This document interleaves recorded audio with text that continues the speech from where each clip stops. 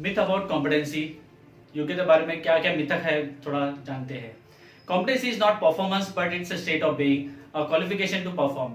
योग्यता एक प्रदर्शन नहीं है बल्कि स्थिति होने की स्थिति है, प्रदर्शन करने की योग्यता है। इसका मतलब competency is not a performance but it's being, ये स्टेट ऑफ बीइंग है। इसको कॉम्पिटेंस और परफॉर्मेंस दोनों अलग अलग चीज है। It is in relation to performance a necessary but not sufficient condition. ये परफॉर्मेंस के लिए जरूरी है बट जरूरी नहीं है कि कॉम्पिटेंसी नहीं है तो परफॉर्मेंस नहीं होगा। सफिशिएंट कंडीशन नहीं है, यहाँ पे मैंडेटरी नहीं है कि कॉम्पिटेंस होना चाहिए। वर्कर्स और employees cannot perform to standard without competencies but competencies cannot guarantee that workers will perform adequately. Workers cannot perform to standard without competencies, ये बात सही है। अगर कॉम्पिटेंसी नहीं है तो वो ठीक से काम नहीं कर पाएंगे, बट इसका मतलब ये नहीं है कि वो काम ही नहीं कर पाएंगे।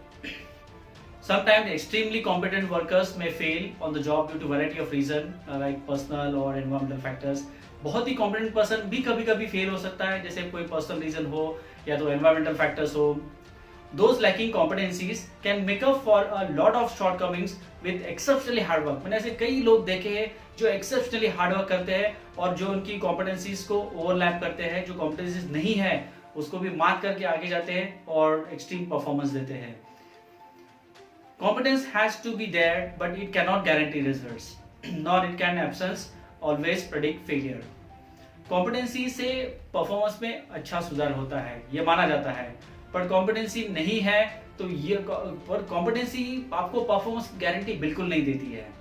और अगर इसका competency नहीं है, इसका मतलब आप फेल ही होगे, ये भी सत्य नहीं है।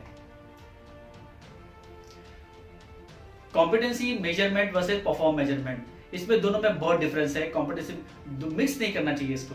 Competency measurement should not be confuse with the performance measurement, दोनों अलग अलग चीजें हैं, दोनों अपने अपने जगह पे सही है।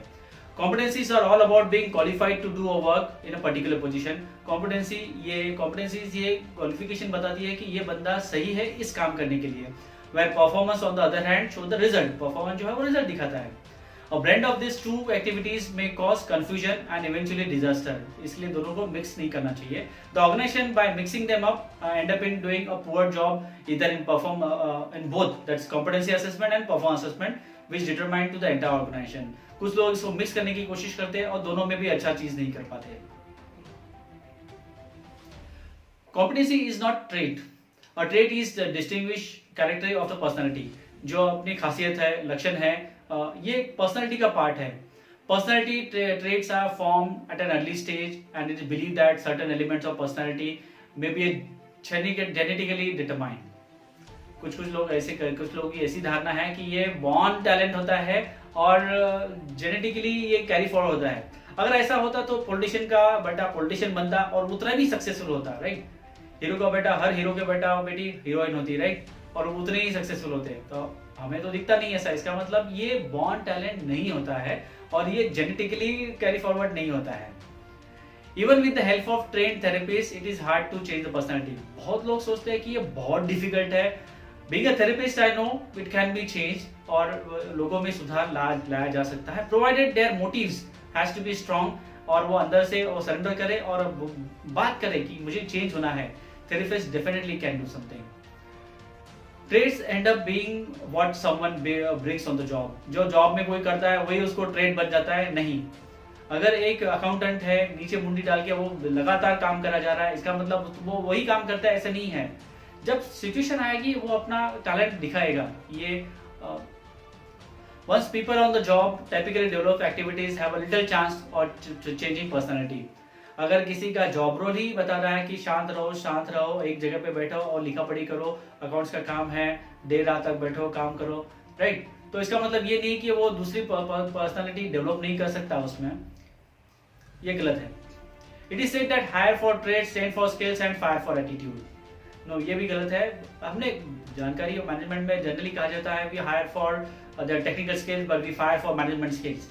डेफिनेटली, और जब बंदा लाया जाता है ऑर्गेनाइजेशन के अंदर वो टेक्निकल स्किल देके लाया जाता है, बट अगर over a period of time बंदे जैसे ग्रो होते हैं उनको उनमें मैनेजमेंट स्किल्स भी आनी जरूरी है। और अगर वो डेवलप नहीं कर पाता है और सीनियर लेवल में पहुंच के मैनेजमेंट का पूरा बैंड बजा देता है, तो ऐसे लोगों को फिर कंपनी फायर करती है। Traits like attributes such as kind, obedient, relevant, timid, careful, polite, ये ट्रेड्स एट्रीब्यूट नहीं होते, ये कॉम्पिटेंस नहीं होती। जैसे पोलाइट है, विनम्र है, डरपोक, आज्ञाकारी, ये कॉम्पिटेंसी नहीं होती है कभी भी। However, traits that can be creeped into a competency model are openness, team oriented, empathy, achievement oriented, problem solving। ये सारे इसमें ट्रेड्स हम डाल सकते हैं। प्रॉब्लम सॉल्विंग, ये कॉम्पिटेंसी हम भर सकते हैं कॉम्पिटेंसी मॉडल में। Consequently, traits have no place in competency model।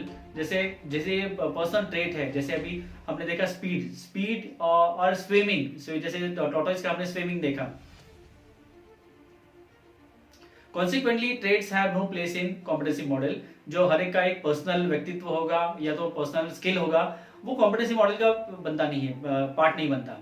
जैसे टॉर्टोइस के पास स्विमिंग का स्किल है, वो कॉम्पिटेंसी नहीं बनता, that's not a competency at all, वो उसका ट्रेट है, वो ट्रेट के साथ रहेगा। Competency is not capability or ability. Capability is workplace capacity, it connotes potential future performance. ऐसा नहीं है कि ये कैपेबिलिटी आपके पास है तो ये फ्यूचर परफॉर्मेंस गारंटीड है। Ability is a reflection of talent and being able to perform. Ability जो है वो आपको परफॉर्म करने के लिए एबल बनाता है। Neither of them guarantee performance. आपको कैपेबिलिटी और एबिलिटी दोनों भी परफॉर्मेंस का गारंटी नहीं दे सकती है। यहाँ पे one may have a sales ability and one may be capable of taking independent actions or capable of resolving problem in his own area. अपनी अपनी क्षमता के हिसाब से कोई सेल्स एबिलिटी ला सकता है, एडमिनिस्ट्रेटिव कैपेबिलिटी ला सकता है और अपना अपना पर्सनल लेवल पे वो प्रॉब्लम सॉल्व कर सकते हैं। The competency process should consider not what workers can potentially do or what talents they could have if they choose to use it, but what workers actually need to qualify to do that। योग्यता ये नहीं कि वो क्या कर सकता है, क्या करना चाहिए, ये कॉम्पिटेंसी ये नहीं बताती कि वो क्या कर सकता है। जो वो एग्जिबिट करता है जॉब में क्वालिफाई करने के लिए, उसे कॉम्पिटेंसी कहा जाता है। इसके लिए कैपेबिलिटीज और एबिलिटीज ये दोनों भी कॉम्पिटेंसी मॉडल के पार्ट नहीं होते हैं।